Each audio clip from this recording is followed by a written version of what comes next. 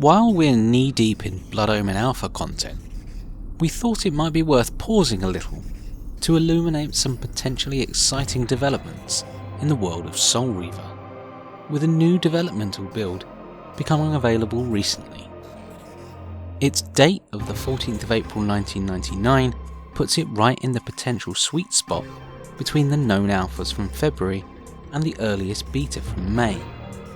If you're unaware, have a look back through our alpha videos for more on the massive revelations the initial alpha disclosure showed us. This video will very much build on from that. Unfortunately, it looks like this build isn't quite the golden payload we were hoping for, as it appears to have been created just after the cutting of the deleted levels, so there's not much more to learn on those here. However, it's not without its interesting features that show us more about Soul Reaver 1's complicated development. Looking into some of the changes, we can see that the title screen has moved on from the alpha design and has a slightly more beta feel to it.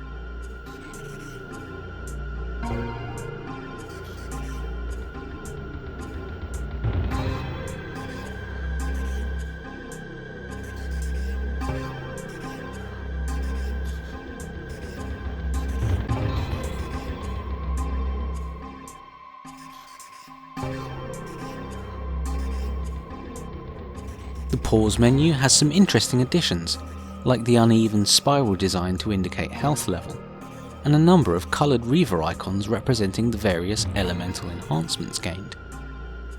Although it must be noted, the icons don't exactly match the entries in the menu, and some seem to engage the wrong colours.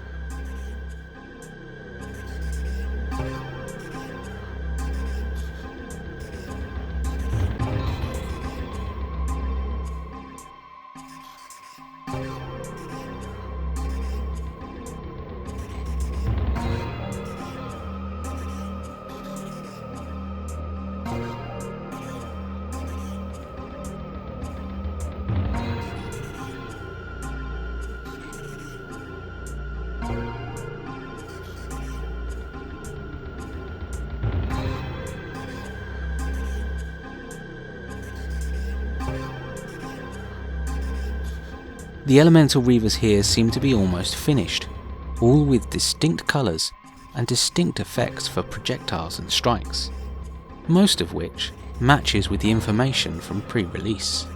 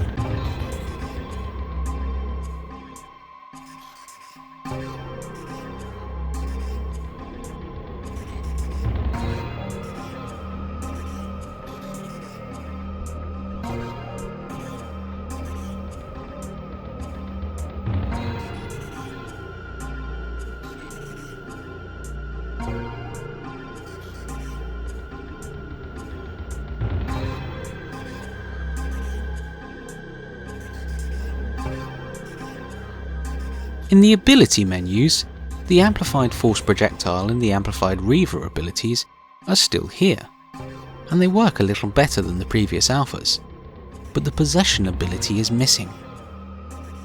The amplified force projectiles now successfully target, but they don't have any additional effect from the regular force projectile.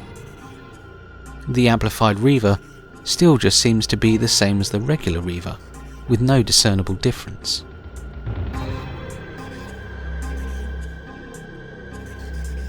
Shift any time is still part of the abilities menu, and in this build realm shifting has a new animation, similar to that seen in glyph spells. This is of course the same animation seen in the deleted pictures of Kain's retreat that had been speculated to be Raziel gaining shift at will.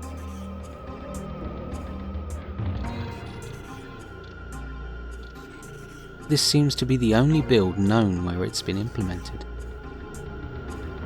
The glyphs menu can also be fully completed, with the final design for the spirit glyph now properly visible. It uses a design seen previously in the works of Daniel Kabuko, and the final version is appreciably similar to Raina's mock-up, which used the colours of the alpha spirit glyph as a base.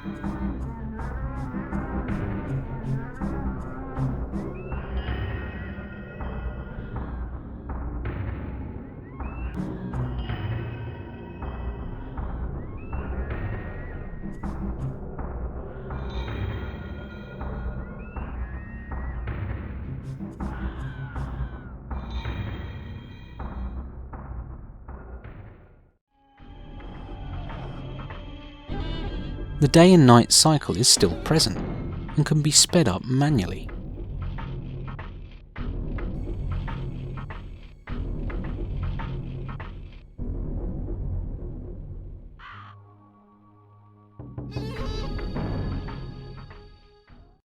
Unfortunately, the game bears many other more unappealing hallmarks of the alphas, including numerous bugs, visual errors, glitches and crashes, and with doors, gates and blocks in particular being a real pain in this version, with all being prone to issues.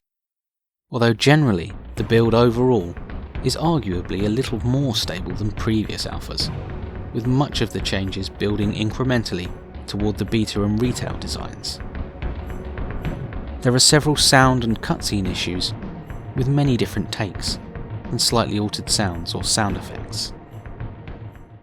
In terms of enemies, practically the full roster is here, with the final Doomahim design appearing for the first time, albeit looking like this model has features from both the adult and fledgling Doomahim, as seen in the retail version.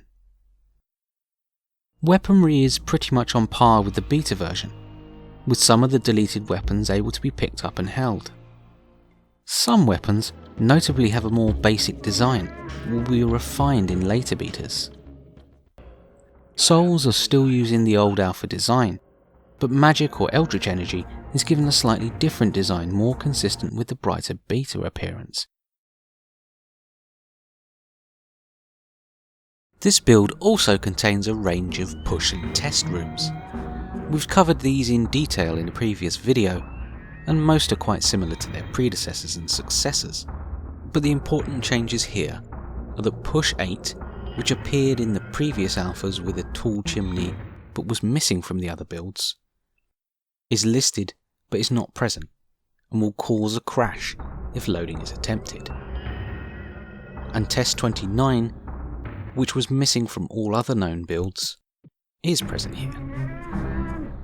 It bears the same layout as the other test rooms and contains an adult Malkahim, a ray of sunlight, a block, a pull lever, a bonfire, a dart, a vase, and a torch.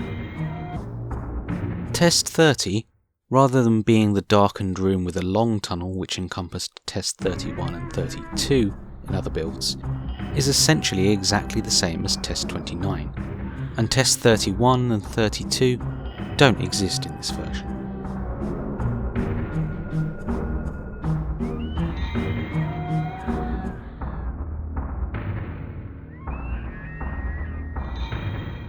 And before we move on, let's address those deleted levels.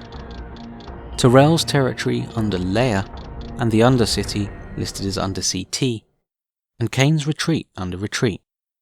All are still listed in the debug menus, but they can't be loaded, and attempts to do so lead to an error indicating missing files, which suggests that they aren't in the game, although that's not quite the whole story.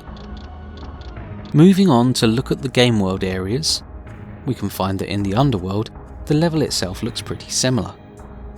The warp gates are finally looking nearly completed, with an interesting swirl transition effect added, although it's only a static image and there's no effect for actually walking through.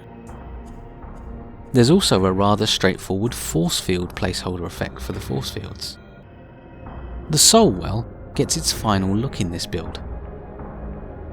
The passage leading to the lighthouse and the sunlight glyph area could be found beneath the water of the first Doomahim training area in the previous alpha, but here it's been moved to its final location in the moat of the Silence Cathedral.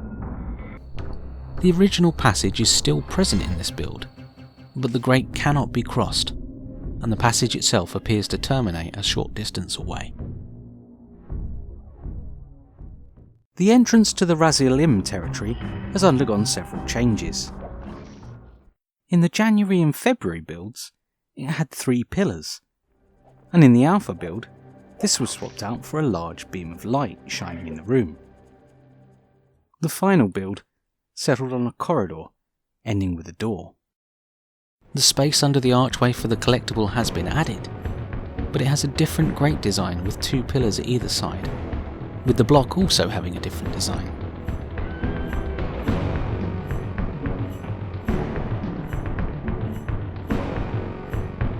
Utter desolation. My once proud kin wiped from this world like excrement from a boot.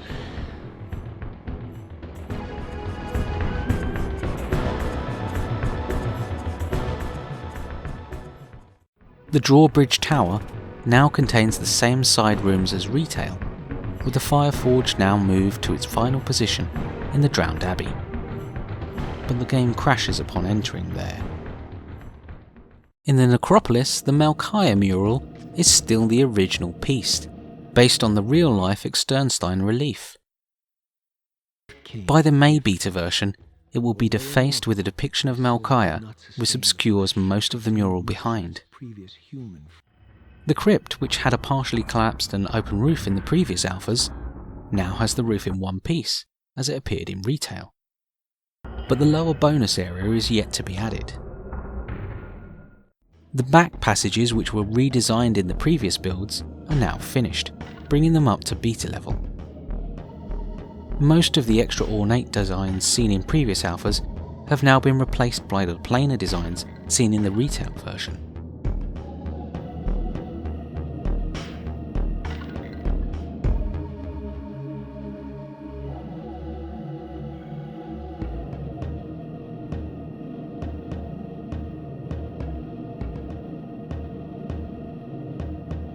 The Force Glyph altar, which was found in the river outside the Drowned Abbey in the previous alphas, has now been moved to its final position beneath the lake in the Necropolis. However, the room has been incorrectly aligned and doesn't match yet with the rest of the level. It does seem to have the retail pushover solution though.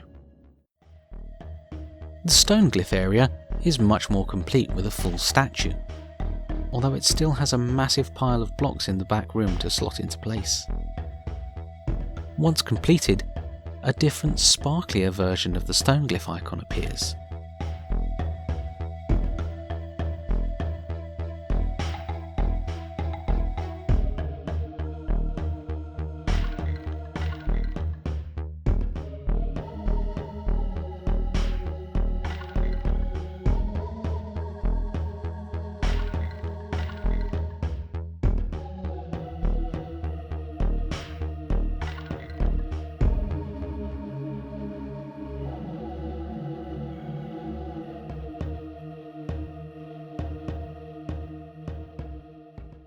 At the Sanctuary of the Clans, this build retains the alternate entrance through the high cliffs, as seen in the previous alpha builds. But it's much more stable, and now has climbing walls, allowing the player to enter and leave freely once they've gained the climbing ability. This suggests that, like previous builds, it was intended to be visited after the completion of the Silenced Cathedral.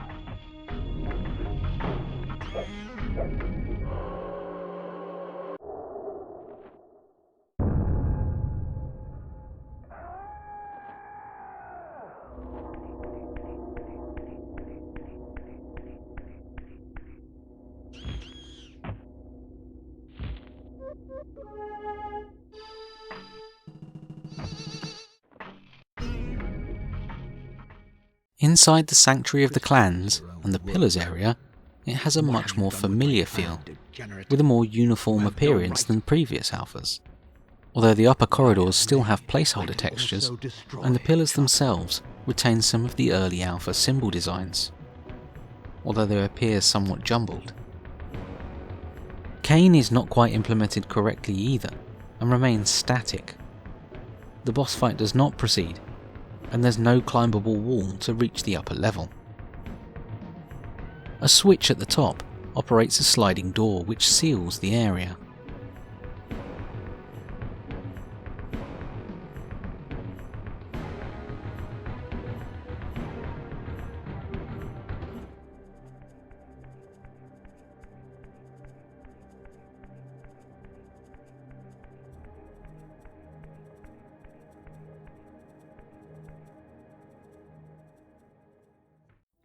At the back door in the valley, the sound glyph altar can still be found in its alpha position.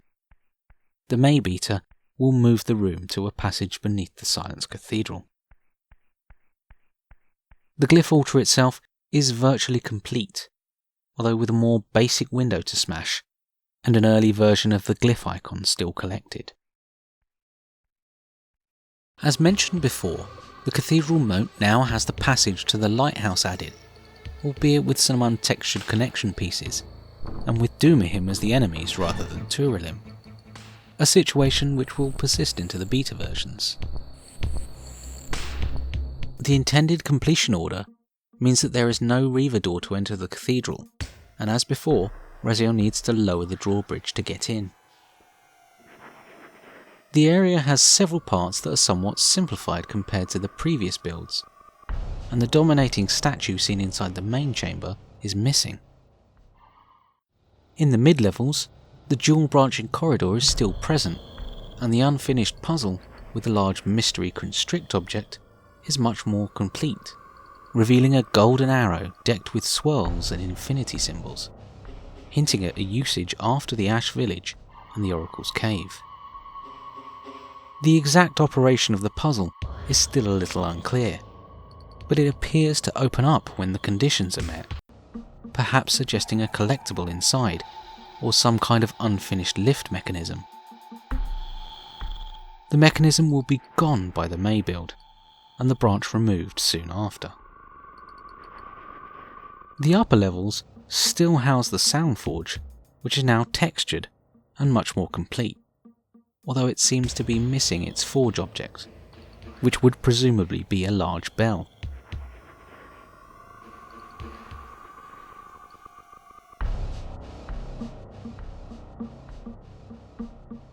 The battle with Zephon is somewhat broken as he remains static, but has elements of several of the methods seen in other builds. with the side passages still present, but the burning eggs also being prominent. Behind Zephon, the passage leading upward is still present, and it appears much like the mid-February alpha, with no discernible addition, and the area still leading out to empty space at the top.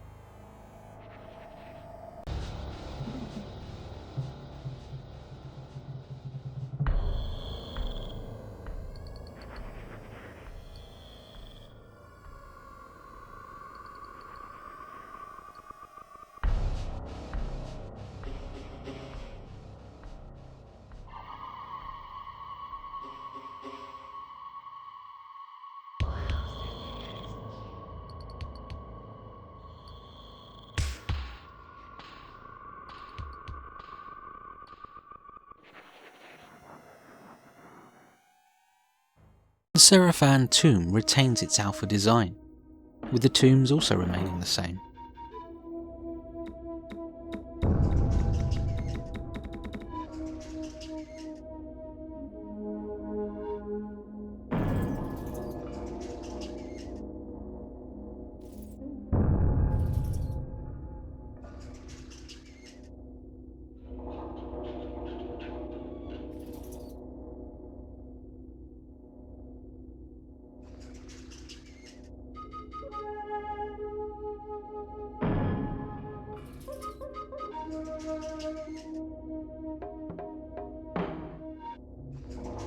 Take heed, Raziel. A forgotten history lies within. Know thyself, though it may destroy you.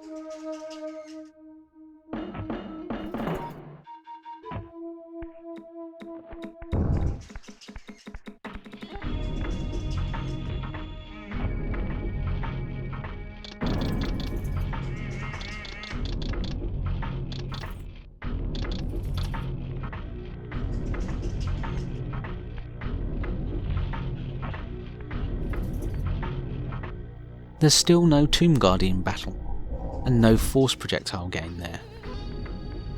The May beta will be the first to add these elements.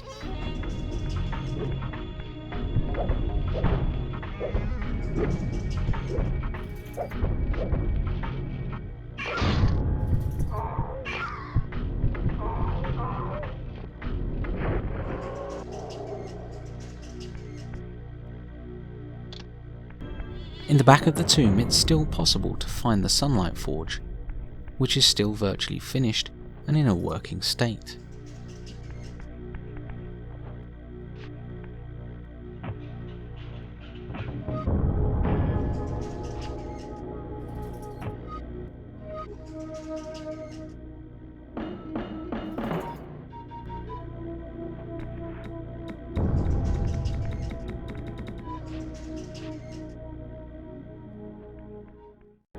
The drowned Abbey still has the moving boat, but has now lost the false glyph altar, which was moved to the necropolis, and in its place is a prototype of the final bonus room. it has also lost the nearby wide waterfall staircase. Indeed, much of the Alpha layout was covered in extra corridors with tight turns in an apparent effort to aid loading. These have now been refined into the gentle bends seen in later builds.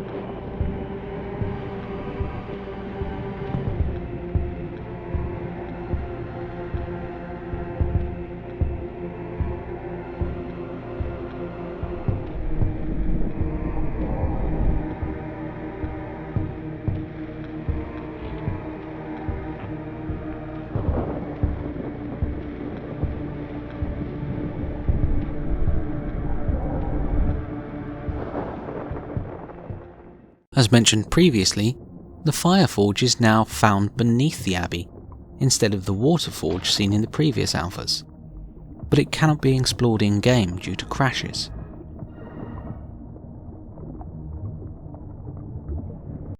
The Fireglyph altar is now labelled as Dark Eden, as with one of the early betas. This will change shortly after that, however. The area itself seems to be undergoing some experimentation, with some very rough textures in place. The distinctive face murals lining the very top of the chamber, and the Oilfic or Pontific mural, which was adopted from the Undercity, is not yet in place. The final Babar statue is in place, however, and an invisible fireglyph can be spawned.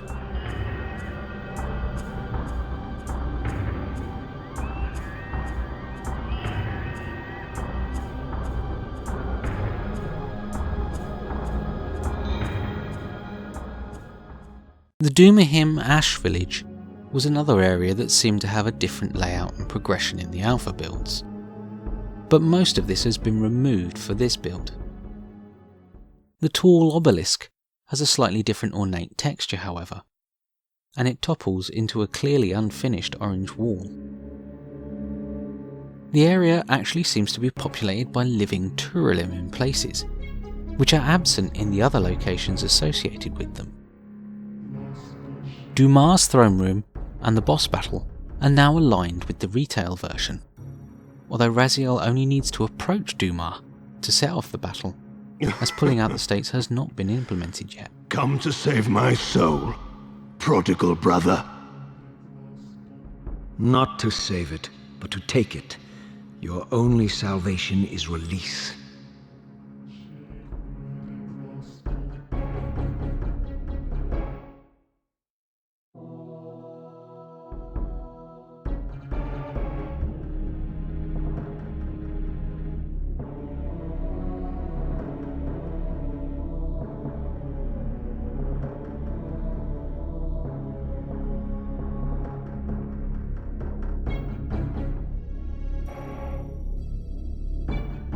Unbound at last. I thank you, brother. Your thanks are premature, Dumas. The centuries in limbo have honed my strength. Not even Cain is my equal. Even the strongest vampire is vulnerable. We shall test your thesis, Raziel. My bloodthirst has been superseded by an even darker hunger. I will consume your soul before this day is done.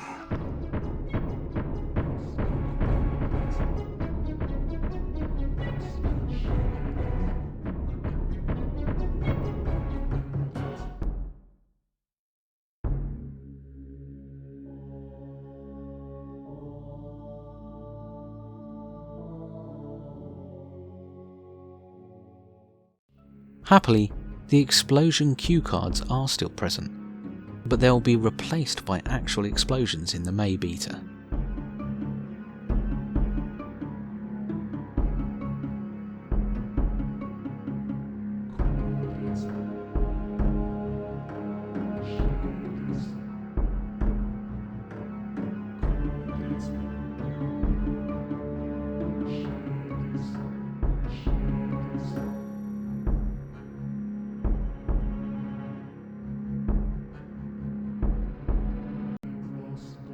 At the back of the Ash Village, the courtyard area has been reworked and appears much more like its beta and retail counterpart.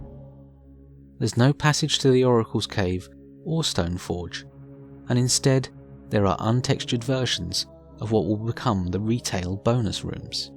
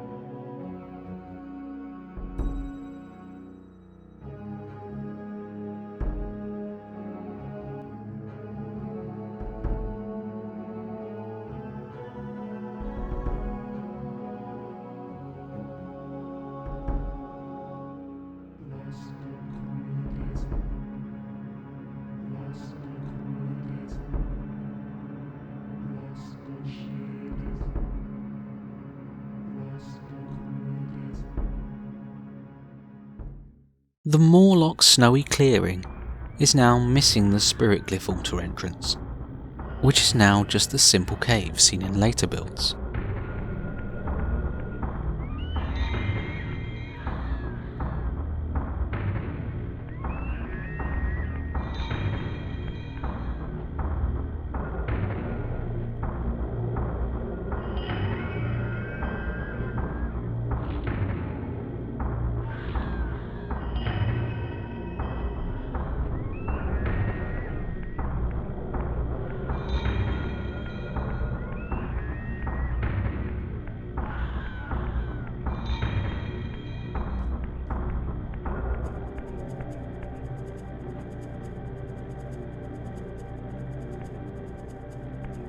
The clearing itself still has the outer entrance to Tyrell's territory as found in the Alpha, although beyond it is just for void, and there's little to suggest further developments in the cliffs around.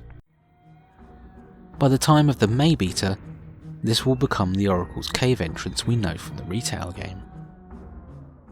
The Oracle's Cave seems to be in the process of being moved at the time of this build, and it can only be reached through the debug menus. Backtracking from it reveals the snowy canyon entrance from the Ash Village, along with part of the back gates to the Ash Village which are still connected to it, although this has been blocked off from the rest of the world. The mysterious untextured Stoneforge copy Ad A2 is actually still present in the build, but no further work has been done on it.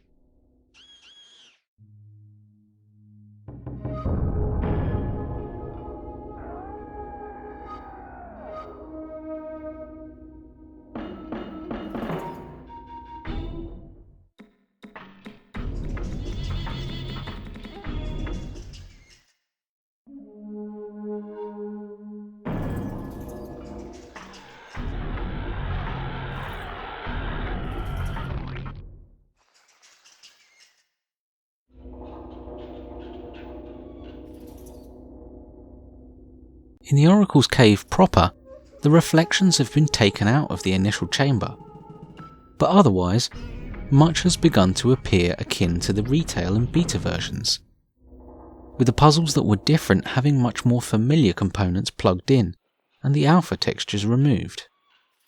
This is apparent in the first puzzle chamber, where the sundial is added, the Raziel designs are removed, and untextured blocks and mechanical trapdoors appear. Like other areas, the Oracle's Cave features Dumahim instead of the Turalim that will be used going forward.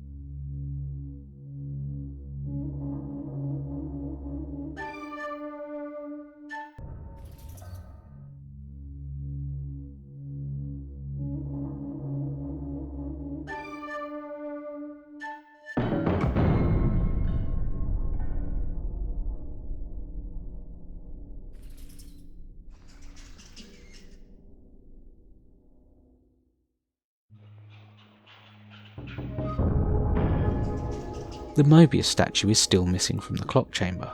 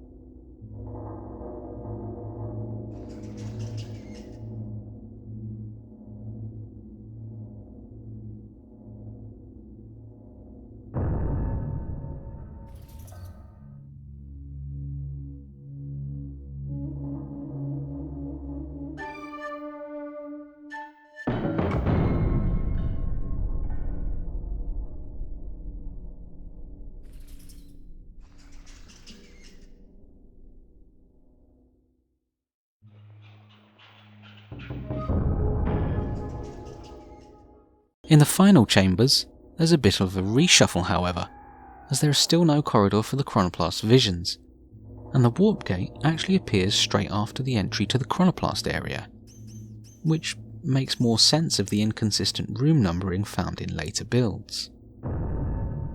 Here, the warp gate is listed as Chrono 4, where it's Chrono 17 in retail.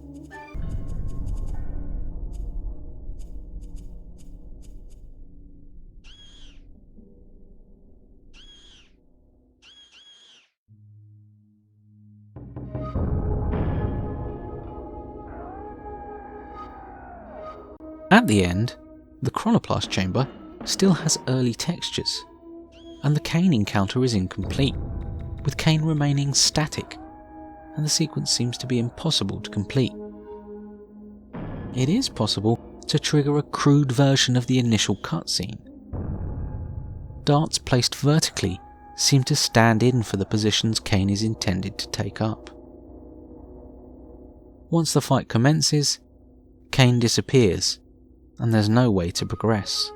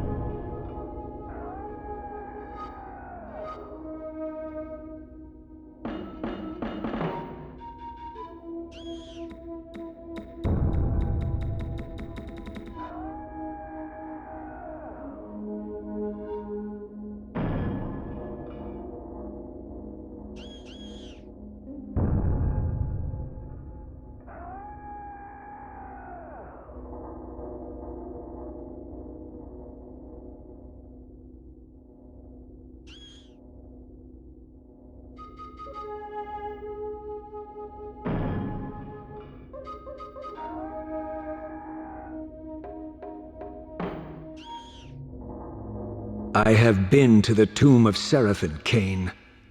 How could you transform a Seraphim warrior into a vampire?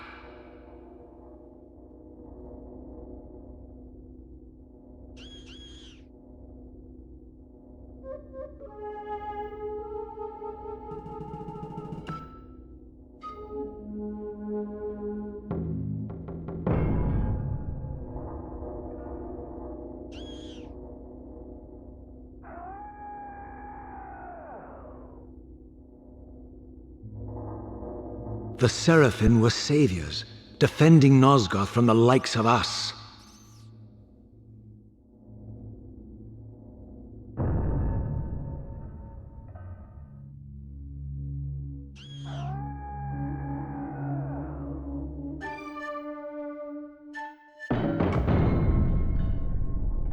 This place, these portents. What game are you playing now? Destiny is a game, is it not? And now, you await my latest move.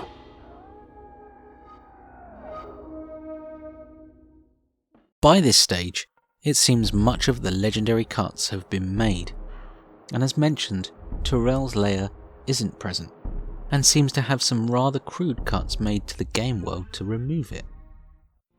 The same is true of the Undercity, which also isn't present, but its connections remain. It still has the Alpha reservoir at the end, but the upper pipe leading to the Undercity is gone, and the lower pipe leads only to a void, and the areas that were substituted in, made from the remains of the spirit glyph altar, are not yet present in their retail position.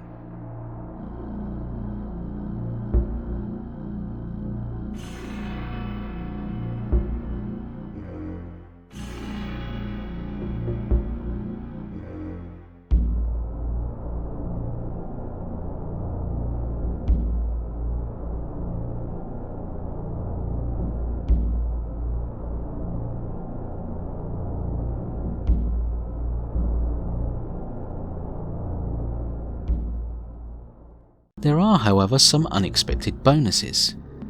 There are more worshippers around, and there are a couple of interesting cutscenes. One shows the full known deleted dialogue, along with a flyby of the area. I watched unseen as shadowy figures slipped down the temple walls. The city slumbered, oblivious to the danger creeping just outside. The other shows a pair of worshippers doing something to a wall before walking through it. It must be noted that nearby at ground level is a new doorway only leading to a void, so it's possible this cutscene was intended to match with that.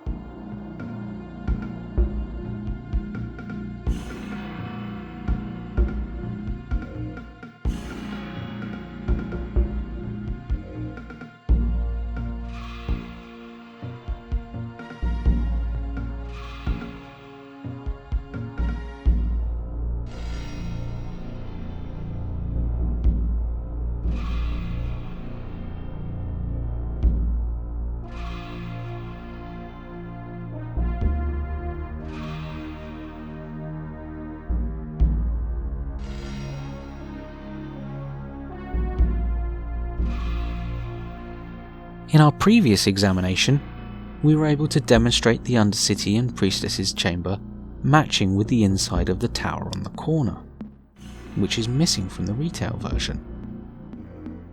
But no extra doorway is present there, and it's unclear if the game would pull some teleportation tricks to get us back to ground level after the Priestess fight, or if there was another passage that we're unaware of as yet. Digging around the city, it's also possible to find a way to the Spirit Forge. Here, much like the previous alphas, it can't be completed. At least the stairs are more complete than previously though.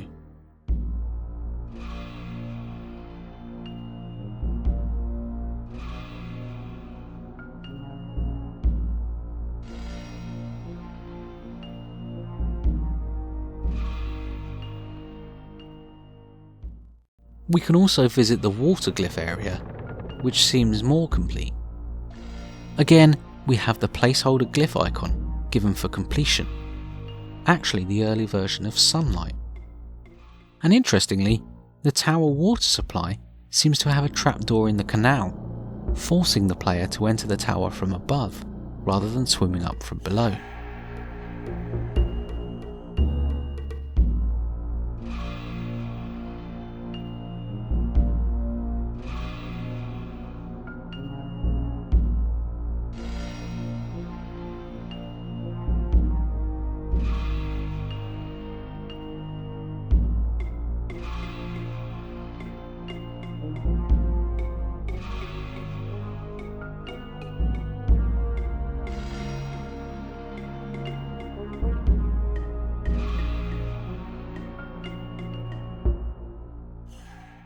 To summarise, we've learnt a lot from this build about how the cuts were instigated and implemented, and the process of how Soul Reaver 1 began to be trimmed back to make it functional and ready for release.